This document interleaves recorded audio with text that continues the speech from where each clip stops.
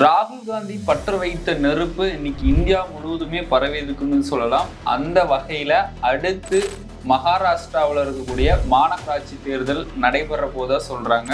அங்க நடந்த தேர்தல் மோசடி இங்கும் நடைபெறுமா அப்படிங்கிற பல கேள்விகள் விவாதம் உள்ளாகி இருக்கிறது.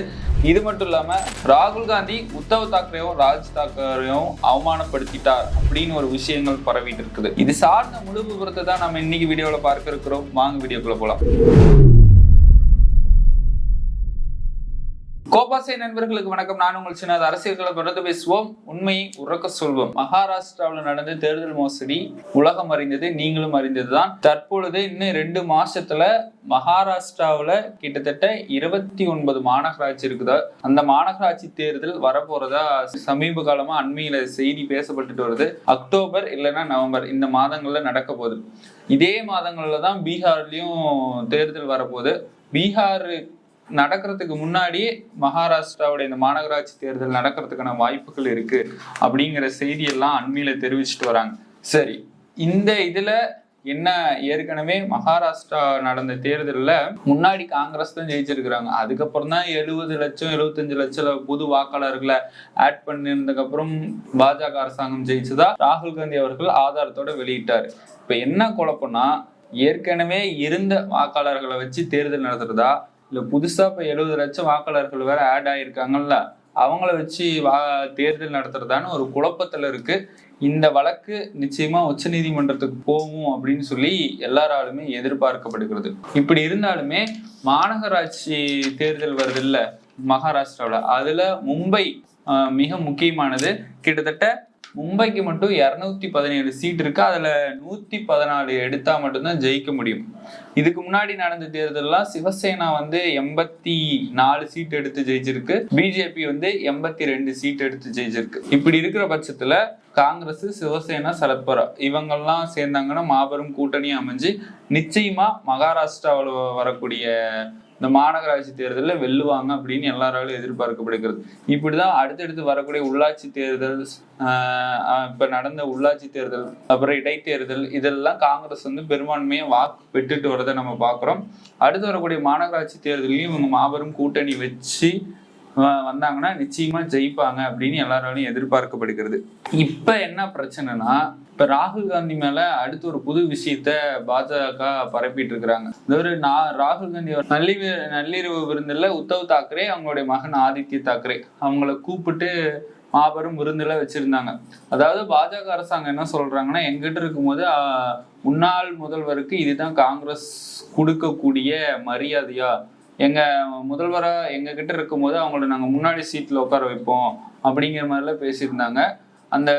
ஆனா அவங்க தரப்புல இருந்து, உத்தவ் தாக்கரே தரப்புல இருந்து என்ன சொல்றாங்களா, நாங்களே தான் முன்னாடி போய் உட்காந்தோம், எங்களுக்கு முன்னாடி அது பெரிய ஸ்கிரீனு, கழுத்து வலி அப்படிங்கிற மாதிரி, அதாவது சீட்டுக்கு சண்டை போட்டுருக்கிற மாதிரி பாஜக பின்னாடி உட்கார்ந்துருக்கக்கூடிய போட்டோவை ரவுண்ட் போட்டு வெளியே அனுப்பி அவங்க மேல ஒரு பூகம்பம் கிளப்பிட்டு இருக்கிறாங்க. அதுக்கு உத்தவ் தாக்கரே தரப்புல இருந்து இந்த மாதிரி விஷயத்த சொல்லிட்டாங்க. அதுக்கப்புறம் அதாவது சஞ்சய் ராவத் அவங்களும் ஒரு விஷயத்த பதிவு பண்ணியிருக்கிறாங்க. அது ஒரு ஃபேமிலி ஃபங்க்ஷன் மாதிரி, நாங்க ராகுல் காந்தி அவர்களோட கூட்டணியில எப்பவுமே நிச்சயமா தான் இருப்போம், அது யாராலையுமே உடைக்க முடியாது அப்படின்னு ஒரு பதிலடி கொடுத்துருக்காங்க. அதாவது அடுத்தடுத்து வரக்கூடிய தேர்தல் பாஜகவுடைய முக்கிய நோக்கமே எங்கெங்கெல்லாம் எப்பப்பெல்லாம் தேர்தல் நடக்குதோ அதுக்கு முன்னாடி இவங்க இந்த பெரும்பான்மையா வாக்கு பெறுவாங்க அப்படின்னு தெரிஞ்சுக்கொண்டு அவங்க மேல எதுவும் ஒரு அவதூறு பரப்பி மக்கள் மத்தியில ஒரு ஏமாற்றம் அடைய செய்வதை தான் வேலையா வச்சுட்டு இருக்கிறாங்கன்னு எதிர்கட்சிகள் ஏற்கனவே குற்றம் சாட்டிட்டு இருந்தாங்க. இது இப்ப நிரூபணமா இருக்கு. இதுக்கு பல உதாரணங்கள் சொல்லலாம். எப்பப்பெல்லாம் தேர்தல் வருதோ அப்பப்பெல்லாம் முன்னாடி ஒன்னு இடி ரைடை விட்டு, அதுக்கு உதாரணமா ஏற்கனவே ஒரு பத்திரிகையில பதிவு பண்ணியிருந்தாரு. பீகார்ல தேஜஸ்வி யாதவ், டெல்லியில அரவிந்த் கெஜ்ரிவால் அவர்கள், தமிழ்நாட்டுல செந்தில் பாலாஜி, எப்பப்பெல்லாம் தேர்தல் வருதோ அதுக்கு முன்னாடி இடி ரைடு விட்டு அவங்க மேல ஒரு மரியாதை மதிப்புலாம் குறைக்கிற மாதிரி செய்வாங்க அப்படிங்கிற மாதிரி ஏற்கனவே ஒரு பத்திரிகையாளர் பதிவு பண்ணியிருந்தாரு. இப்ப ராகுல் காந்தியோட நள்ளிரவு விருந்துல அவங்கள முன்னாள் முதல்வரை இப்படி அவமானப்படுத்திட்டாங்க அப்படின்னு ஒரு விஷயத்த பரப்பி இருக்கிறாங்க. அதை அவங்க தரப்புல இருந்தே புகைப்படத்தோட சொல்லி நிரூபணம் பண்ணிட்டாங்க. இதெல்லாம் ஒரு பக்கம் இருக்கட்டும். மகாராஷ்டிரா மாநகராட்சி தேர்தல் அடுத்து வரப்போகுது, பீகார்ல அடுத்த தேர்தல் வரப்போகுது, ஸ்பெஷல் இன்டென்சிவ் ரிவிஷன் நடத்தி பல வாக்காளர்களுடைய உரிமையை பறிச்சுட்டாங்க. இப்படி பறிக்கின்ற பட்சத்தில் உச்ச நீதிமன்றத்தில் ஏற்கனவே இந்த வழக்கு தொடரப்பட்டிருக்கிறது. இதை தொடரப்பட்டிருக்கிறதுனால அங்க ஏதேனும் குளறுபடி நடந்துச்சுன்னா நிச்சயமா உச்ச நீதிமன்றம் அந்த ஸ்பெஷல் இன்டென்சிவ் ரிவிஷனையே ரத்து பண்ணிடுவேன்ட்டாங்க. அதே மாதிரி இப்போ மாநகராட்சி தேர்தலையும் புதிய வாக்காளர்கள், போலி வாக்காளர்கள் ஆட் பண்ணிடக்கூடாது என்பதற்காக தான் ராகுல் காந்தி அவர்கள் தொடர்ந்து போராடிட்டு வர்றாரு. இந்த போராட்டம் நிச்சயமா மக்கள் மத்தியில போய் சேருன்னு பார்க்கலாம். ஆனா ராகுல் காந்தி அவர்கள் கேட்கக்கூடிய கேள்வி சிசிடிவி ஃபுட்டேஜ், டிஜிட்டல் முறையில வாக்காளர் பட்டியலை கொடுங்கிறாங்க. அதெல்லாம் அவங்க தரப்புல இருந்து கொடுத்த பாட்டையும் காணும். தேர்தல் ஆணையம் இது பொய்ன்னு சொல்லக்கூட வேணாம், அட்லீஸ்ட் விசாரணை பண்ணலாம். அந்த விசாரணையும் அவங்க செய்யல. இல்லையா ராகுல் காந்தி அவர்கள் மேல ஒரு வழக்கு தொடுக்கலாம். இவர் அவதூறு, தேர்தல் ஆணையத்தை பத்தி அவதூறா பரப்பிட்டு இருக்கிறாரு அப்படின்னு சொல்லிட்டு. ஏன்னா அவர்கிட்ட ஆதாரம் இருக்கிறதுனால அவர் பேசிட்டு இருக்கிறாரு. சரி, இப்ப இந்த மாநகராட்சி தேர்தல் வரப்போகுது இல்லையா, அங்க ஏக்நாத் சிண்டே கட்சிக்குள்ளேயே பல பிரச்சனை போயிட்டு இருக்கிறதா சொல்றாங்க. அதாவது ஏக்நாத் சிண்டே கட்சியில் இருக்கக்கூடிய ஒரு சில பெரும்பாலான எம்எல்ஏக்கள் எங்களுடைய தாய் கட்சியான உத்தவ் தாக்கரே கட்சிக்கே போய் சேர்ந்துக்கிறோம் அப்படிங்கிற மாதிரிலாம் சொல்றாங்க. ஏன்னா ஏக்நாத் சிண்டேவுக்கும் பிஜேபிக்கும் இப்ப நல்ல உறவு இல்லை, அந்த அளவுக்கு மாறிடுச்சு. அஜித் பவாருக்கும் பிஜேபிக்கும் ஒரு நல்ல உறவு இருக்கிறதா சொல்லப்படுறாங்க. இது மட்டும் இல்லாம அஜித் பவாரும் சரத் பவாரும் இவங்க 2 பேரும் மறுபடியும் இணைய போறதா ஒரு யூகங்கள் பரப்பிட்டு இருக்கிறாங்க. தொடர்ந்து அந்த செய்தி வந்துட்டு இருக்குது. ஆனா சரத்பவார் கிட்ட 9 MP கிட்ட இருக்கிறாங்க. அவங்கள பாஜகவோட இணைஞ்சு ஏதோ இணையமைச்சர் பதவி தர போறதா அப்படிங்கிற மாதிரியான விஷயங்கள்லாம் பேசிட்டு இருக்காங்க.